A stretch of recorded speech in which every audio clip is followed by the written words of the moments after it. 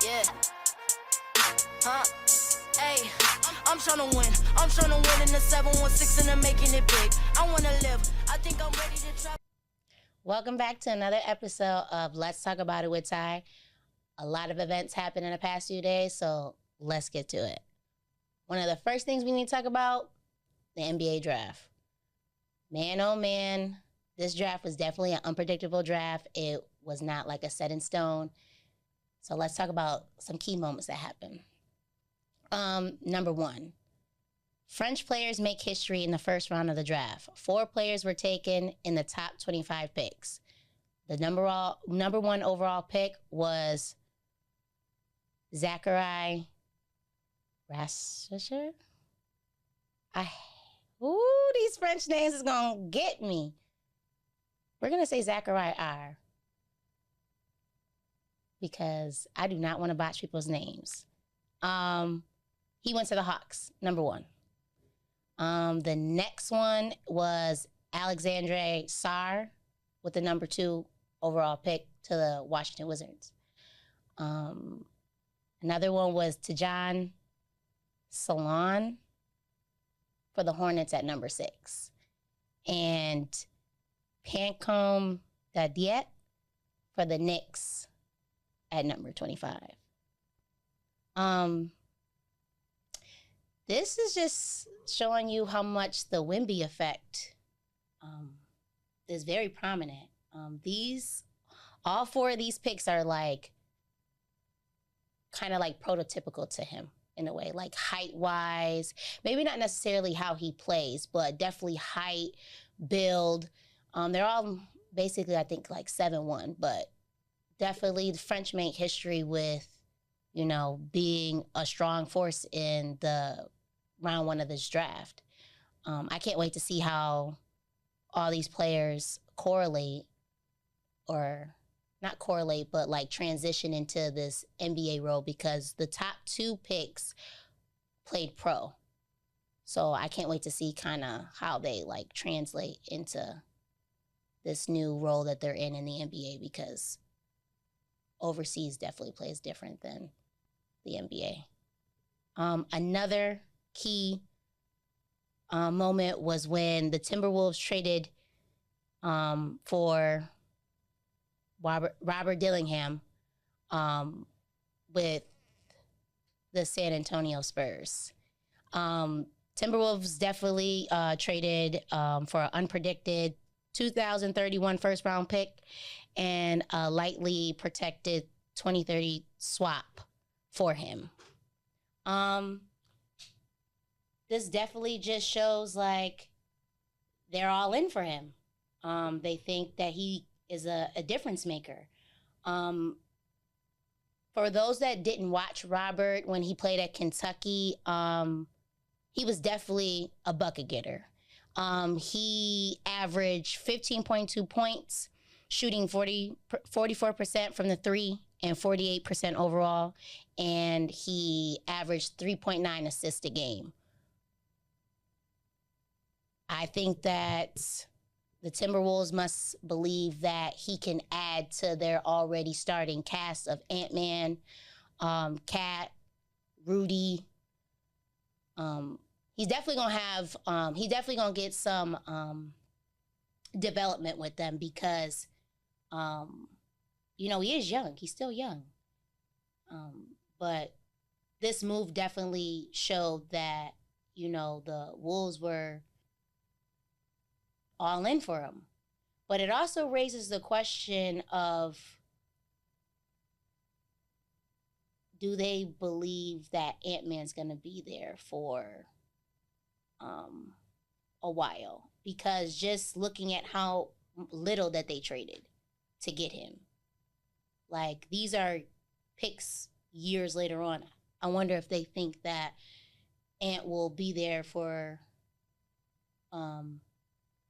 a good time, like a long time in a way. So yeah, I kind of want to see how this plays out, just because Rob was definitely a bucket getter. He was gonna go get a bucket. So I'm just excited to see how he works with this system. Like, Are they going to play him at the 1? Are they going to play him at the 2? Are they going to play him like coming off rotation? So I just want to see how they utilize him in his talents and also develop him into a pro player now. The next one that was a really good like standout moment for me was Dalton Connect. Dalton Connect was an All-American selection and the 2023-2024 SEC Player of the Year. He was actually projected to go between 1 and 10. Unfortunately, he falls to 17 to the Los Angeles Lakers. It's really not a bad place to be if you just know the background of Dalton Connect.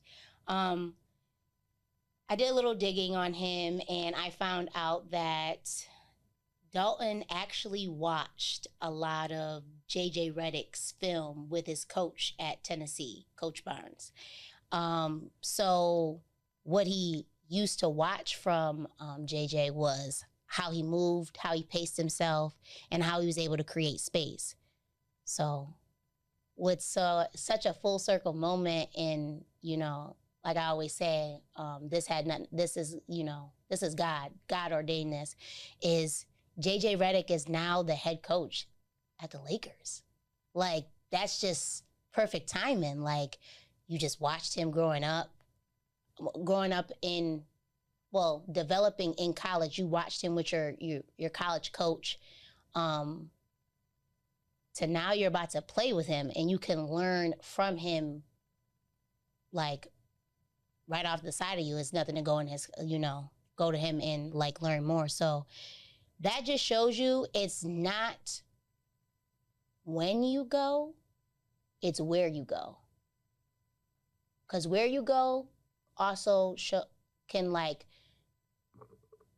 get you more into a predicament that you could have dreamed of. Like I said, like, yeah, he fell to 17, but he's going to a team where he used to kind of like idolize the coach and wanted to play after him.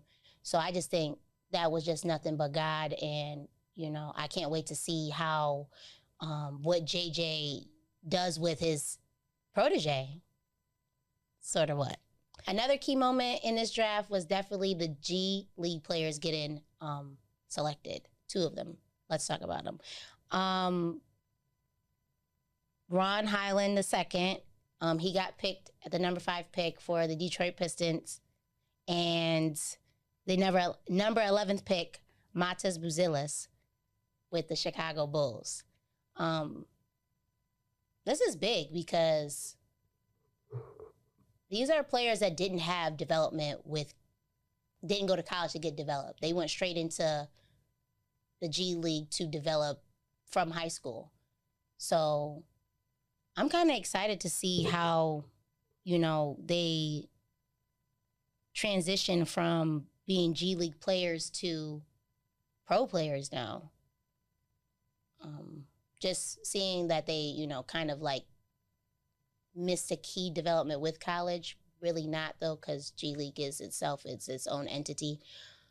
And last but not least, we got to talk about Bronny James.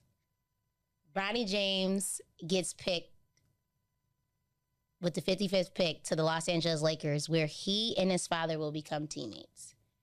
This father and son duo has never happened in the NBA, and with this happening, it now is a thing. Like, you could play with your father. So this is the first time in NBA history that a father-son duo has been done. A lot of people think of nepotism. However I say it, I'm saying it wrong, but a lot of people think of that when it comes to this selection. For those of you that don't know, nepotism is the act of granting an advantage, privilege, or position to relatives or friends in an occupation or field. I kind of think that who cares, really? You act like you've never seen this before. If you look at the Cowboys, Jerry Jones and his whole family are executives. If you look in football, you have the Shanahans. If you look at basketball, you have Doc Rivers and his son Austin Rivers. So I don't really see it being a problem now that it's Bronny James and LeBron James. It's not like Bronny James didn't get developed. Bronny James has been in an AAU circuit for like his whole high school career. I think even when he was in middle school, he was in an AAU circuit. You know, a lot of people want to discredit Bronny James for the simple fact that, you know, he did have like a very poor freshman year at USC. But he's also coming off he had a heart attack. He had cardiac arrest prior to his first season at USC. So he had to wait to get cleared to even play again. And then maybe USC wasn't where he should have went. You know, he probably would have had a better season, let him went to a college that was more suitable for him. So I just, I like this. Bronny James is like our cousin that we watch, little cousin that we watch grow up in front of our eyes. Like, we seen him when he first was a baby, when LeBron first came in the league in 2003, if you're of age. I was a kid at the time. But then we see him now as a grown man, and now he's get to live out his dreams just alongside of his father. I mean, you can't hate that. You know, this is what he wanted. And the Lakers probably felt like, who else can develop him more into a man than his father himself? So I can't wait to see this. The only time we ever kind of seen this father-son duo was in baseball with the Griffeys. Ken Griffey Sr. and Ken Griffey Jr., you guys don't know. You know, they played together alongside. I don't know how long they played alongside, but they definitely played with each other, and there's definitely clips of when they used to be in the outfield together. So I just, like I said, this is something you just can't hate on. Like, this is something that, like I said, was destined to be. And I just can't wait to see how Bronny James, plays in the league. Like Ken Griffey Sr. to Ken Griffey Jr., Ken Griffey Jr. went on to have an amazing career. So I believe that might be in the cards for Bronny James. So let's keep it up with the NBA stuff. There's a lot of stuff that happened gearing up to this. One of them being the Cavs got a new head coach. Their new head coach is Kenny Atkinson. For those of you that don't know who he is, he used to be the head coach for the Brooklyn Nets from 2016 to 2020. He spent 3 seasons with Steve Kerr as his assistant coach for the Golden State Warriors, where they won a championship in 2022. He likes to run a very heavy pick and roll, heavy offense, and he has the ability to develop young players. This was actually Donovan Mitchell's preferred choice as the head coach. And I think they did this because they want Donovan Mitchell to stay there. They believe in him being a superstar there. And, they kind of want to build off of the season that they had this year. They went to the second round of these playoffs. They got a young team, young, hungry team. Steve Kerr, and his amazing coaching that he's had, and you got coming off his circle, and you got the ability to get him. I think it'll just change the dynamic in the locker room. You got a coach that's been underneath a winning coach and a winning culture with the Golden State Warriors. So I just feel like this is a good choice, and I can't wait to see what type of contract that Donovan Mitchell gets with this new season, because I think they're trying to hone in on him getting a max contract this season. But I'm excited to see what Kenny Atkinson does with the Cleveland Cavs and see how they move forward.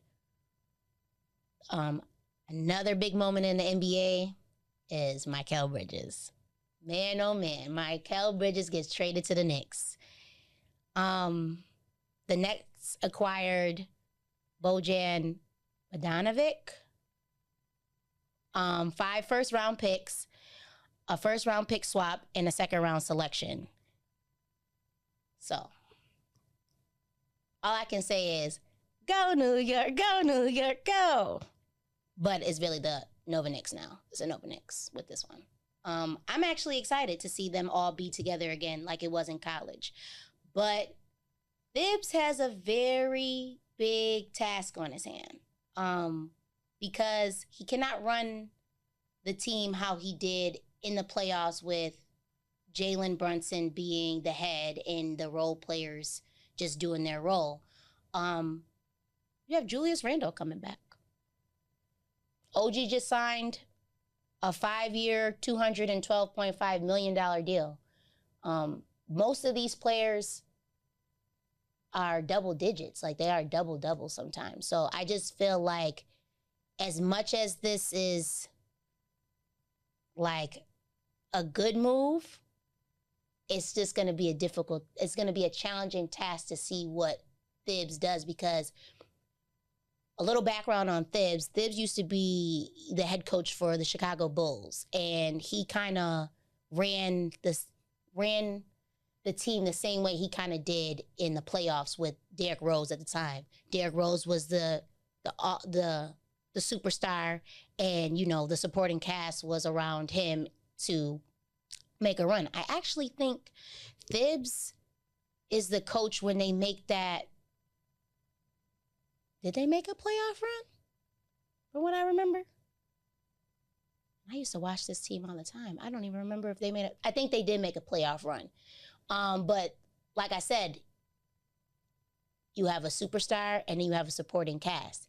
I just, you know, you got a lot of players that don't think they're superstars, but Julius Randle coming back into the lineup is going to be a little bit different of a dynamic. But I do feel like the Knicks better win a championship with getting Michael, because you just gave up a lot. You gave up 5 first-rounders. So, like, this tells me that the Knicks believe they can win now. Like, this is a now thing. This is a championship contender team. So, they need to win between now and I'll say by year 3. I won't say maybe year, because they got, projecting-wise, you still got the Celtics going back as number 1, doing a 2-peat. I think the number 2 team after that is the Nuggets, and then it's the Knicks. So I just feel like it's like they have to win within these first, like, year 1 to year 3 together, or it could kind of be a bust. But I wouldn't say that yet, because, like I said, when Michael, Josh Hart, Jalen, DiVincenzo, they all was playing at Villanova. They won 2 championships together. I think it was 2014 and 2016 when Villanova won the NCAA championship.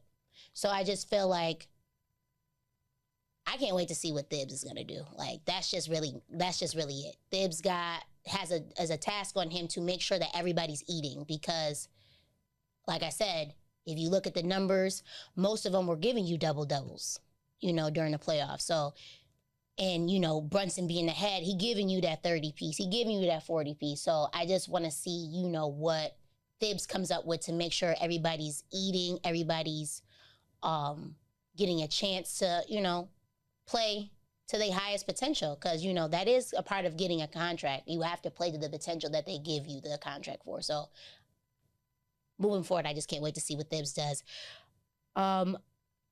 Another contract extension, let's talk about Bam Adebayo with Miami Heat. The 3-time All-Star and 3-time All-Defensive player just got a 3-year, $166 million maximum contract. This is Bam team now.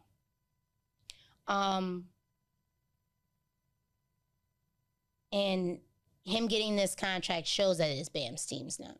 I think, they asked Jimmy Butler, like, what is he plan on doing? And Jimmy just plans on playing out his contract and then going into the agency. So the Bam Butler train is, slowly coming to an end. I want to see what the Heat ends up becoming now that we kind of know this is a seeable future. Like, this is a real thing. Like, who, what are we're building around Bam, but what does that look like moving forward?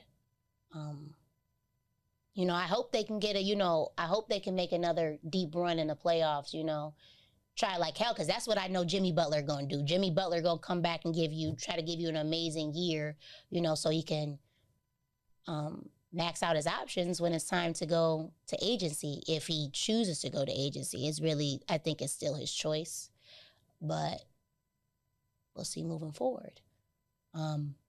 Another contract extension that we need to talk about is Jamal Murray. Jamal Murray they're working on a potential 4-year, $209 million maximum contract.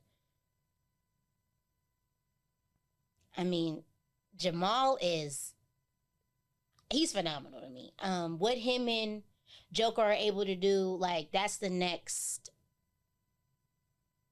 1-2 punch that could really go down as a good 1-2 punch. I wouldn't say better than Kobe and Shaq, but it could get there. It could be there. But I definitely like what their dynamic and what they're doing up with the Nuggets. Unfortunately, KCP, he wants to weigh his options with free agency. And, I kind of don't want that to happen, for the simple fact that,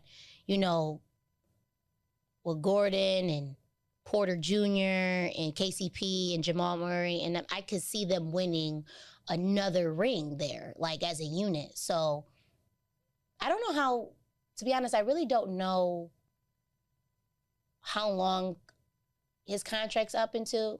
Is it like 1 or 2 years left? Do you know if it's 1 or 2 years left?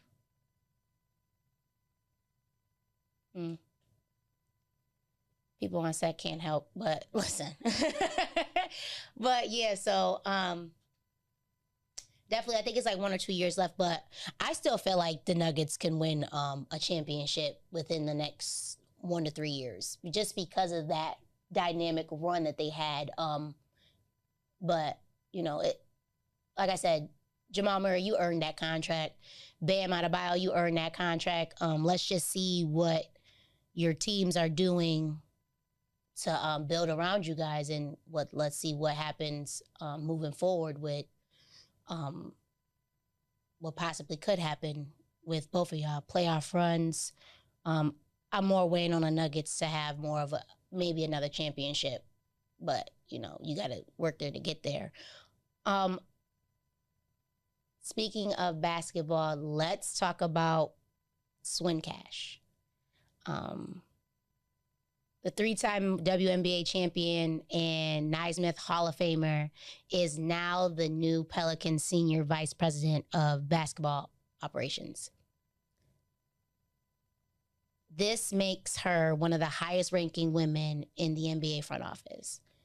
Y'all know how much I rave about women in sports, because it's I wouldn't say competitive, but it is competitive, but it's very much a slim chance that women get these positions just because of them being a woman. So I'm excited to see this. I'm excited that she's getting this opportunity, because she was respected and a rising executive starting there in 2019. So, and she's a champion herself. Like, she's a 3-time champion. She's played the game, and I'm just happy she got the opportunity. So, me, I'm all for women getting the opportunity and to get the big bucks, okay? Because you earn this, you work for this. So I'm very excited to see moving forward what she does in this position. Let's talk about it with Ty. Roots for you, Swin.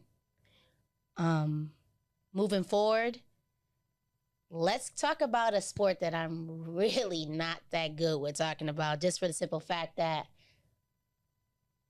I don't know what the hell be going on. And it's not that I don't really know. I just think that, like, I grew up in it and I was always scared to do it. So I think that's why I never really not paid attention. Like, I know what's happening, but I'm not that good at talking about it. So, but I want to grow in it. I want to grow into it and be able to talk about it, because if anybody knows me, The Mighty Ducks is one of my favorite movies, and it's about hockey. And like I said, I grew up around it. I have friends, brothers, and we used to, I went to a whole hockey camp, okay? And it's crazy that I should know what hockey is enough to be able to talk about it, but I really don't. So this is definitely vulnerable for me.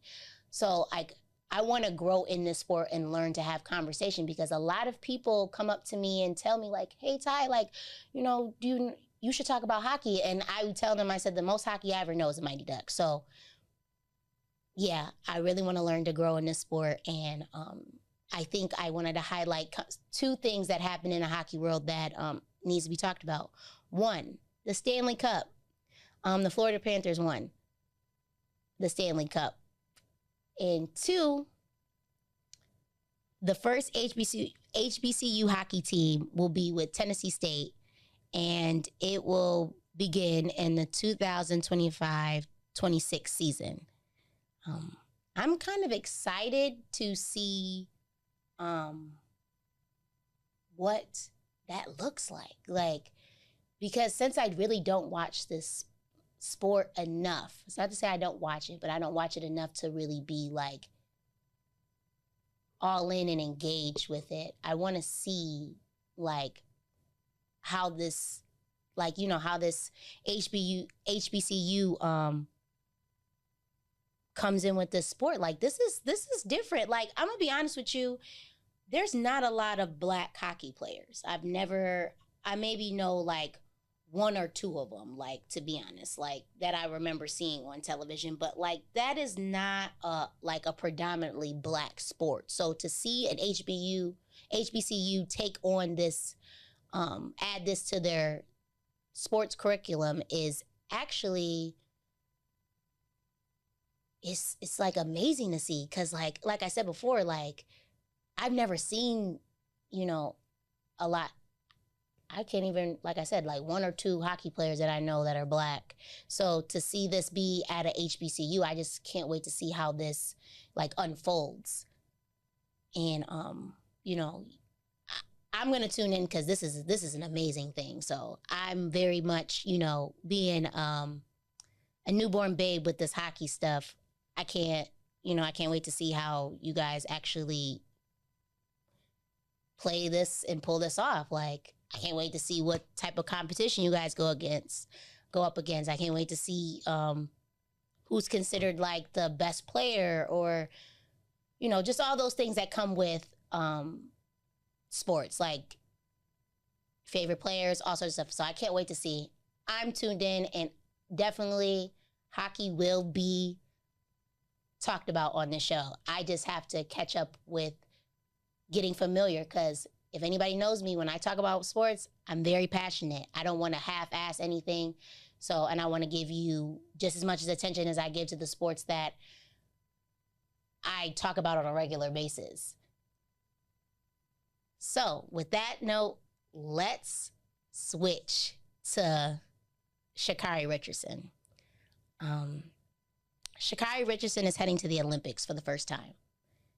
A little background to Sha'Carri Richardson. She first qualified for the 2020 Tokyo Olympics, but upon routine drug testing for doping, it was discovered that she had recently used marijuana, and she got disqualified from going there. Just last week, she qualified for the Paris Olympics with the 100-meter competition, finishing with 10.71 seconds. And then qualifying with the 200-meter run, where I think she had 21.22 seconds, making her the second fastest woman in the world with that record. I think the other person she's behind is Mackenzie Long, if I'm correct is her name, and she ran for Ole Miss. This is exciting because I feel like Sha'Carri Richardson was robbed the first time around. And this Paris Olympics that she's about to do for the first time, well, her first Olympics debut, this is a redemption tour. You know, this is for all the haters that, you know, talked a lot of stuff about her. I don't know why I said stuff. I should say shit about her. You know, the first time around when she was qualifying as a 21-year-old runner. And, you know, I'm just excited to see this because she just reminds me so much of Flo, like with her aesthetic, like with her nails and her hair and stuff. Like, I just, like, she's authentically herself. And I just love that about athletes sometimes. And I feel like, you know, she earned this. She's fast as hell. Like, if y'all see her run, like, it's like, I watched the 100-meter run that she ran last week. And I remember she almost stumbled on takeoff. And she got back in rhythm. And next thing you know, like, she runs downward at first and then she goes upright. And as soon as she went upright, she breaks the pack. Like, so it's just like to see a person that is, you know, been kicked down to the bottom, kicked so many times, to see her rise like the Phoenix in this moment and is now headed to the Olympics. Like, you can't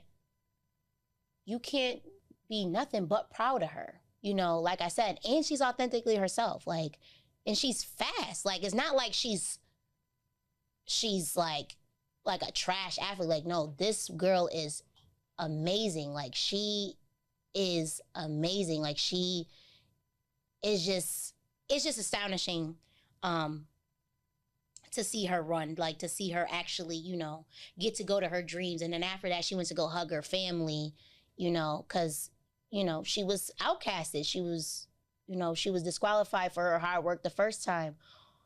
And what's so funny is that now the NCAA uplifts the ban for marijuana.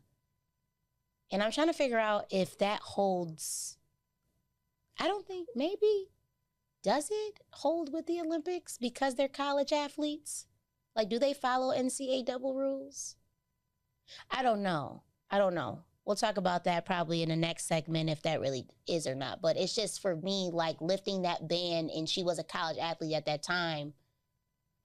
And it's just, it's like a slap in the face if they do follow these rules, just for the simple fact that, hey, she smoked some weed because, you know, her family member passed and she was coping with it, you know, stress, anxiety, and she got robbed of this moment in the first Olympics, and now she's here and she's gonna put on one hell of a performance in Paris. You know, I'm rooting for you, Sha'Carri. I'm a true fan of the way you run. I'm a true fan of how you authentically present yourself to the world. I can't wait to see you live out your dreams in this moment. And I know you coming home with gold. We're just gonna put that out there, but you gonna come home an Olympic champion. So I just really can't wait to see how you show the world what you can do. Let's switch it and talk about football. Ooh, it's almost that time of the year, and I'm so excited. If y'all know me, I am a football girl. Very much football girl. Basketball and football kind of equal, depending on what time of the year it is. But it's football season, so football is going to definitely take the lead right now. But let's talk about Hard Knocks. Hard Knocks is a football syndicated show that is HBO, came on HBO, and it follows the teams around where you get to see training camp. You get to see, you know, conversations that happen that we don't get to see, like just behind the scenes. So Hard Knocks is having a 3 feature this year. An off season, a training camp, and an in season. The off season will follow the New York Giants. Training camp will follow the Chicago Bears, and in season will cover the AFC North teams, which are Ravens, Browns, Steelers, and the Bengals. The off-season premieres July 2nd on Max at 9 p.m. Eastern Time. Training camp will premiere August 8th at 9 p.m. on Eastern Time on Max. And the in-season will premiere December 3rd at 9 p.m. Eastern Time on Max. Now, I'm a Hard Knocks girl. You know, I'm a person that went back to watch Hard Knocks when it first came out with the Ravens. And Shannon Stark was like, I need my restitution. So I'm very much a Hard Knocks girl. So I can't wait to see what is in store with us, with the Giants, with the Bears. I can't wait to see what kind of... Let's rewind back and go back to the Giants, now that I don't want to fast forward that a little bit, with Danny Dimes. Danny Dimes is coming back from that injury. So I kind of can't wait to see how he's moving and grooving with, you know, being a year. Is he a year removed from his injury? He might be almost close to a year, but, you know, he's coming back from an injury. So I can't wait to see what he does with the offense. I just can't wait to see how this team has developed since the last time we've seen them. Again, off-season starts July 2nd with the New York Giants. With the training camp with the Chicago Bears, I honestly feel like we're going to see, we might see a lot of stuff that we seen when Caleb Williams got drafted. We've seen a lot of the players talk about Caleb in a light that I wouldn't say they didn't respect him, but I don't think they all the way liked him necessarily, for the simple fact of how college has been running. They, they feel like Caleb has to earn his stripes. And, you know, they were just making some comments about it. But I can't, I feel like that's something we're probably going to see in the dynamic of the training camp. We're going to see if Caleb, is what people think he is, or how the players make him out to be. I can't wait to see. How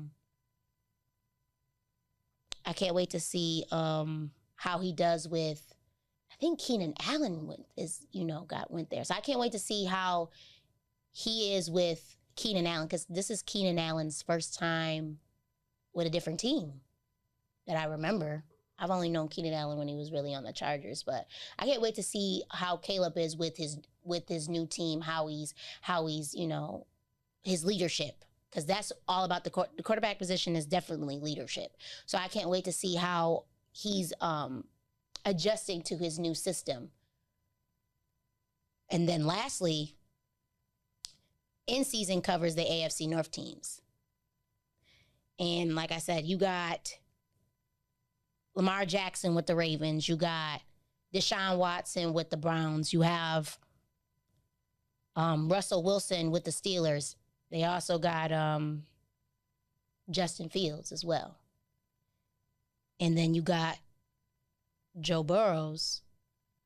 I call him the Tiger King. I don't know why, but with the Bengals. So I'm excited to see that one. I think out of all of the Hard Knocks, I'm very much excited to see the AFC North teams. Just to see, even though we ain't gonna see it weekly, but like I said, with Hard Knocks, you get to see the behind the scenes or moments that lead up to certain things that come on, like that Instagram and the apps and stuff, or Twitter or something. So I'm just excited to see Hard Knocks, because like I said, like Hard Knocks is definitely like how I learned a lot of stuff too. Like, one thing that you guys should know is like film is a big thing when you're in media. Like, so just learning certain things, key, like, you know, key things like that you need to know. Like Hard Knocks was one of them for me, just because like I said, it's behind the scenes. You learn players in a different light. I will just say that. So like I said, Hard Knocks is one of them for me. I definitely watch Hard Knocks to learn stuff that, you know, most people probably don't pick up with like watching stuff. So that's just, Hard Knocks is one of my, it's not really film take, but it's one of those shows that I watch to acquire knowledge. So let's talk about Stefan Diggs. Stefan Diggs just got a signature sneaker with Asics. I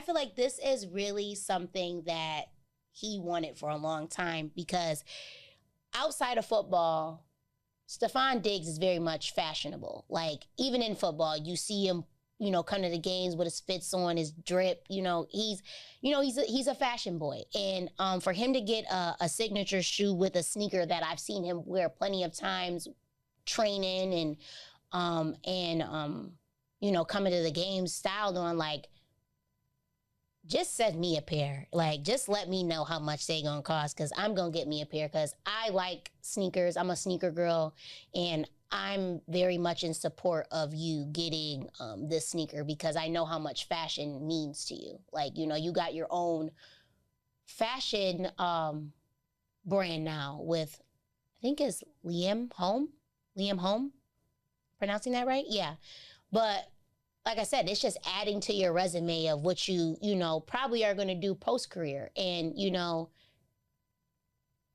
us Buffalonians, you know, we still support you, even though you went to the Texans. So I'm very much, you know, in favor of this move here, because like I said before, I'm a sneaker girl. Just let me know how much they're going to be and how I can get them, because I know they're going to be a little pricey, but I'm going to get them and support them, because I'm a sneaker girl. So speaking of sneakers, y'all know how I like to end the segment. Sneaker talk. So let's show you what I got on today. Man.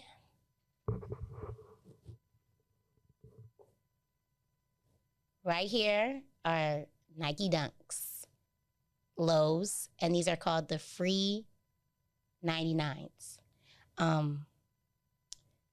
Very much, I had to get these for the simple fact that this is a different type of colorway. Like I said, it's multicolor. Yellow, the brown, the red, the green, the teal. It's just, come on now. These are just amazing. So like I said, they're very comfortable, and like I said, I got them for the color wave. Y'all know me. I'm very excited to have done 5 episodes already. This is the 5th one today. So let's continue growing together. Let's continue building a relationship together. And, you know, we gonna keep talking shit, because, you know, that's what I do. But I have fun. I'm feisty with it. So stay tuned for what's next.